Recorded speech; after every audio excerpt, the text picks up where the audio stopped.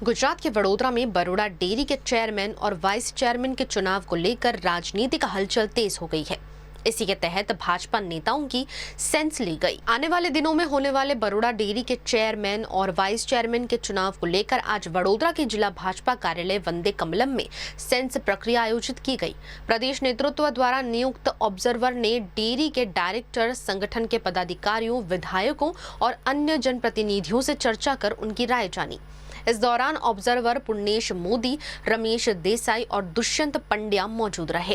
कार्यक्रम में वडोदरा जिला अध्यक्ष बीजे ब्रह्मभट्ट, छोटा उदेपुर जिला अध्यक्ष उमेश राठवा समेत संगठन के कई पदाधिकारी और कार्यकर्ता भी उपस्थित रहे। सेंस प्रक्रिया के बाद ऑब्जर्वर की रिपोर्ट के आधार पर चेयरमैन और वाइस चेयरमैन के नामों पर अंतिम फैसला लिया जाएगा। आगामी 4 तारीखे बरोड़ा डेरीना नियामक मंडळના ચેરમેન અને વાઇસ ચેરમેનની નિમણૂક માટેની મિટિંગ બોલાવવામાં આવેલી છે અને એના સંદર્ભમાં આજે ભારતીય જનતા પાર્ટી તરફથી 3 નિરીક્ષકો અહીંયા ડેરીના ડિરેક્ટરો અને સંગઠનના હોદ્દેદારો અને ચૂંટાયેલા સભ્યોને સાંભળવા માટે આવ્યા છે। નિરીક્ષકોમાં આદરણીય શ્રી પૂર્ણેશભાઈ મોદી સાહેબ, જે ગુજરાત સરકારના પૂર્વ કેબિનેટ મંત્રી છે, શ્રી રમણભાઈ પટેલ, જે અત્યારે ખેડા જિલ્લાના પ્રભારી છે, અને દુષ્યંતભાઈ પંડ્યા, જે બનાસકાંઠા જિલ્લાના પૂર્વ પ્રભારી હતા। તે સૌ ચૂંટાયેલા સભ્યો, ધારાસભ્યો, સંસદ સભ્યો, જિલ્લા પ્રમુખ, પ્રભારીશ્રીઓ આ બધાને સાંભળશે।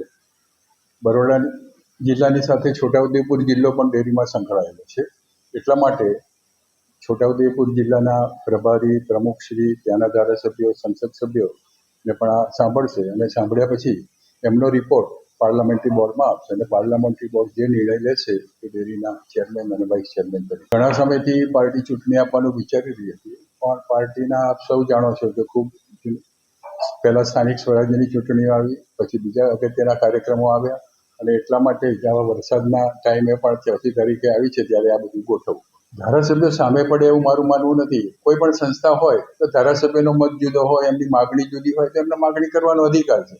એ નિયામક મંડળને અનુકૂળ છે કે નહીં, ડેરીના વહીવટ માટે ફાવે તેવું કેમ છે એ પ્રમાણે નિર્ણય લે। સામે પડે એવું કોઈ છે નહીં। હા, એમને અને એ બી જે ધારાસભ્યની માગણી હતી એ પશુપાલકોની માગણી માટે જ હતી અને ડેરી નિયામક મંડળ બી એ માટે વિચારતું। પણ ઘણી વખત વહીવટમાં આપણે જ્યારે બેઠા હોઈએ ત્યારે સંસ્થા માટે પણ કેટલું હિત એમાં સમાયેલું છે એ જોવું પડતું હોય છે અને એ પ્રમાણે નિર્ણયો લેવા પડતા હોય છે। બાકી ધારાસભ્યો અને ડેરીના સાથે મળીને જ કામ કરતા હોય, વાદ વિવાદ હોય છે। બસ આ રીતે જેમ ડેરીની ચૂંટણીમાં થોડો સમય લાગ્યો એમ હવે આગામી સમયમાં અમારા માટે એક પાદરા બાકી છે અને કરજણની હતી ચૂંટણી એ બંધ રહી હતી, એ 2 બાકી છે ને એ ટૂંક સમયમાં એ પણ થઈ જશે। આગામી ટૂંક સમયમાં સ્થાનિક સ્વરાજ્ય કે સહકારી જે કંઈ બાકી છે એ બધી ચૂંટણીઓ પાર્ટી દ્વારા પૂરી કરવામાં આવશે એવું અમને જાણ કરવામાં આવે।